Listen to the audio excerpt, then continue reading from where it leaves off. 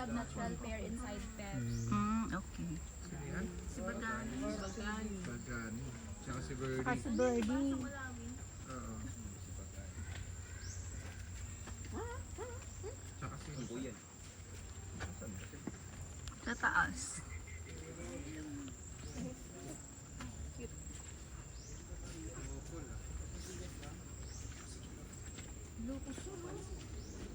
First row. We have different species of raptors here, but we have here first.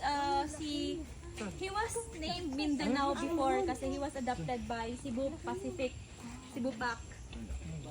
Ito yung sinakyan na. Cebu Pac didn't Move ka nga! the donation, donation contract nila, adopter contract nila. So, Mindanao is now adopted by IBEX. So, si IBEX na lang siya. Ayan siya, he was a male Filipino adopted by IBEX. Seryo? Seryo? Ang laki ng raptor.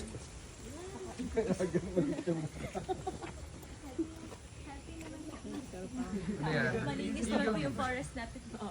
Charot. So here naman po we have Crescent Maui. They are eastern grass owls or Quagong talahib. Quago? So these two are rescued po. They are actually siblings.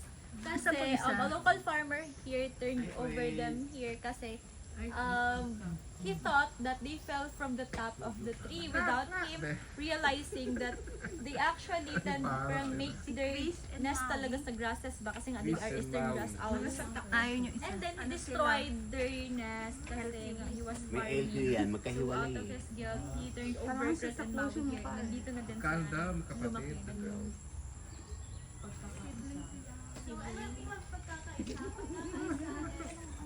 Second hatch or second breed and captivity, the using cooperative artificial insemination method. Ay, bongga. Yabang. Si club to. Si club. So yeah, pagkaasa and pagkakaisa is the first hatch or breed in captivity with the cooperative artificial insemination, which is the breeding method that we are using po to fasten their reproduction. Kasi in natural pair po, they can only produce 1 egg per 2 years. And then through the help of the in CAI naman, cooperative artificial insemination, we can produce 1 egg annually or 1 egg every year. Every year. Bakit yung isa hindi gawin doon? Saan po? Yung hindi binared ka mo. Marikit. As Si I Marikit. mentioned earlier po, Marikit cannot ovulate na po because of trauma. Because of the trauma She cannot nung lay baril niya, eggs. sir. She can't be a surrogate na po. Imported tong isa. Gucci. Wala po LV. Saan po yung LV? Gucci po is a serpent eagle adopted by Miss Iliana Atienza, daughter of Kim Atienza. Ah, okay. Kuya Kim. Pasok. Kaya pala Gucci. Si Lottie. And then we have Lottie. Si Lottie is a Philippine hawk eagle or Philippine South Hawk Eagle. Sila yung second endangered raptors here in Philippines. Ayun, ma'am. Ayun sa likod, ma'am. Ikit ni ma'am. Dito. Dito ma'am. Same with the Philippine Dito ma'am. eagle. Dito. Ay, nakita ko na. May ano kasi lag. Nakalikod sa atin eh, yes. Dito ba? Naiyak ko, sir. Sino to? This is a black-eared cat, a migratory bird, so hindi siya Migratory eagle. bird. This is a family of mga dog, mga pigeons po. May buntot? But this one, Hala ka. Ah, meron ka na sa paa. Tali. move na lang kasi ano siya, it's a reaction of stress na. Ay, sorry. Lakambini.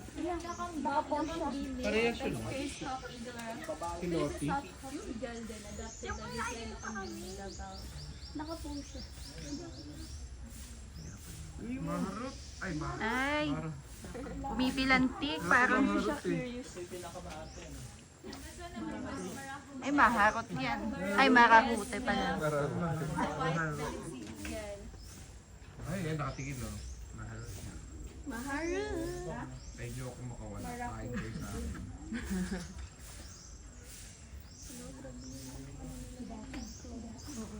Chris? Swiss-Philippine projects.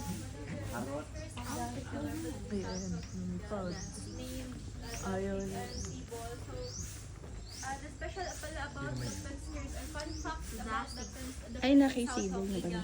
is the color of their eye indicates Ay, sorry, how ma'am. old they are. So if the color of the eye is bluish, it means it is young or juvenile. But if the color of the eye is yellowish, it means it is matured po.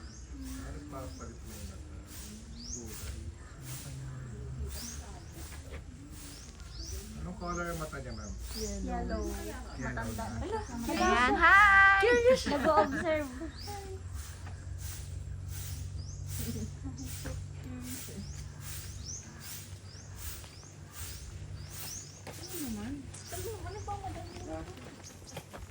Ay, may gagamba. Ito po ano po.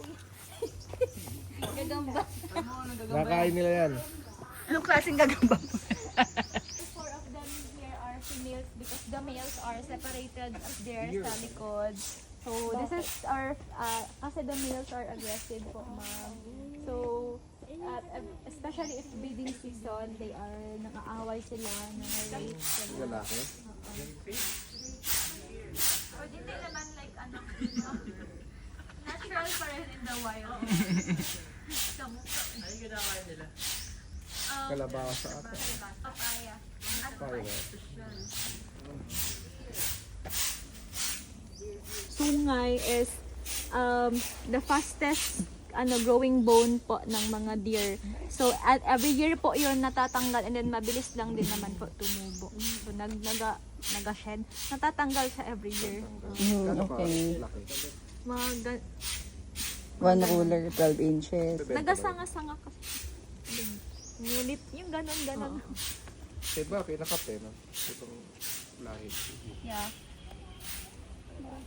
Lourdes. Lourdes! So, Ay, Kate. Saan na? Ayun, This is a ayun pairing siya. dog. So that is Lourdes. Lourdes po was Ayun she po sa taas. was the Lourdes. Ayun. Ayun, laki niya.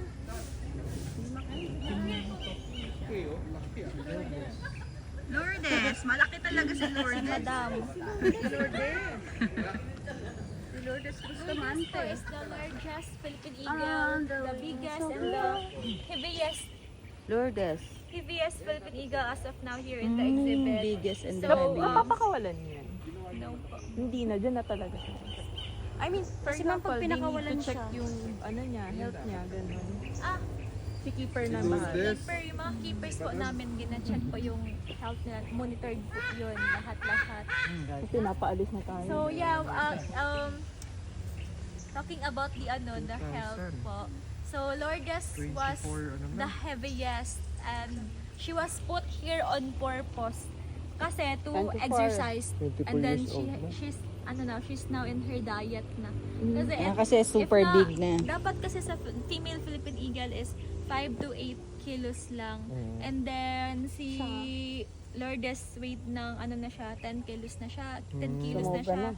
So sumobra na siya, so she needs Obese. to diet na kasi it affects their parang reproduction ba. Okay. Pero nag-ano pa ba siya? Pwede pa ba siyang mga anak? Di na. Well, ginatry pa din po. Mm. We're still trying pa na maging surrogate siya. So, but originally, this is a pairing dome where the courting process of the Philippine Eagle happened. So, Pairing doon. yung natural pair natin is dito sila nagaligawan for 2 years. So, like what happened to the original owner of this enclosure, the pair of Philippine Eagle named Hias and Magiting. So, they are now in 8 years in relationship na together. But their courting process lasted for 2 years. So, the male eagle will court the female Philippine Eagle. Dadalhan niya ng flowers, ng leaves, ng fruits. But the flowers for them is mga figs ba yung sanga-sanga. Ah, okay. And then, one of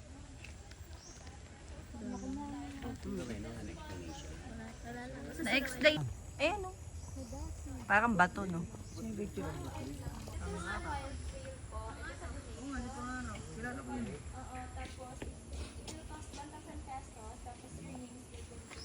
Pangarap.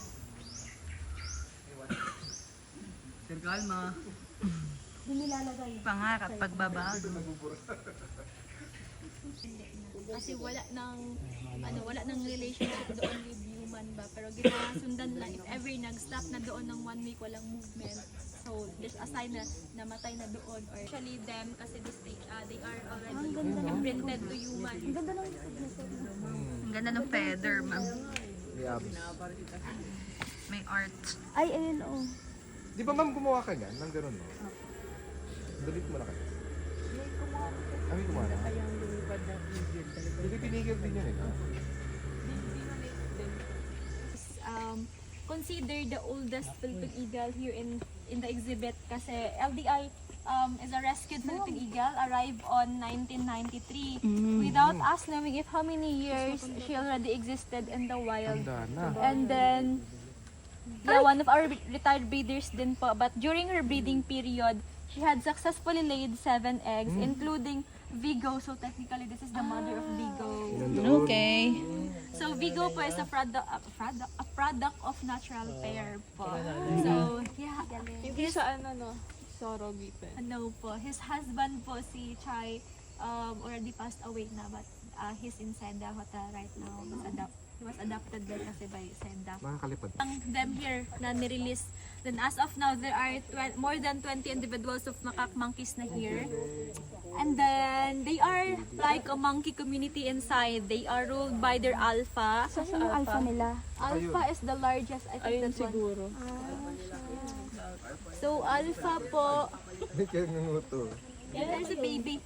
Ito, mga baby. Yung ay pa nasa likod. Look at the, the tummy of that, the one na nagkakalot. Ah, okay. And then there's, meron pa dito isa, yung nakatalikod. Ilang isa babies nila kapag ano? Nagalo doon. Isa lang or dalawa. Maximum nila ano. Parang human po sila. Parang next month ulit. Di ba pwede yun? Hindi ko sure Another 4 year. months or 4 months ba o 9 months. Kasi yung isa bastos eh, nagalo. Hindi may baby siya na ano. Inaano niya yung baby niya. Yung breast niya para makabuo.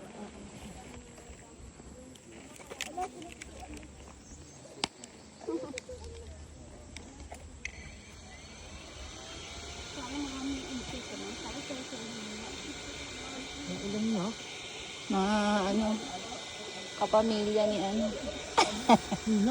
Hindi ko maalala pangalan.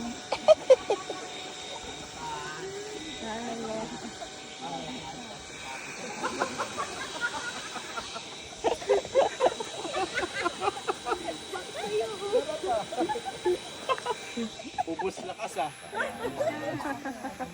Mama, hindi ka na makakatawag. Gano'n ka lang. Ayun yung pinakamalaki. Ito yung alpha. Walang iwanan. So if you leave the trip, if you escape po, you will be outcasted. Cannot go back. Ano ba? So, I mean, aside from that, the descendants and conclusion to,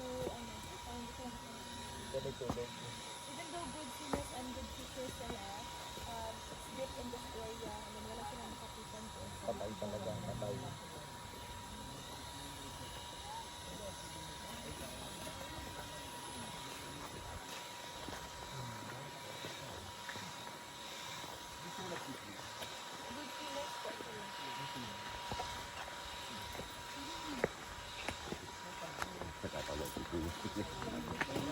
Alpha, chupa, chup. Wait lang man, saan ba? Saan tayo? Ay, ito na si Ate Jane. Meron pa. Last step na. Isang hektar na nilakad natin. Hindi, parang exhibit lang siya. There, an art exhibit,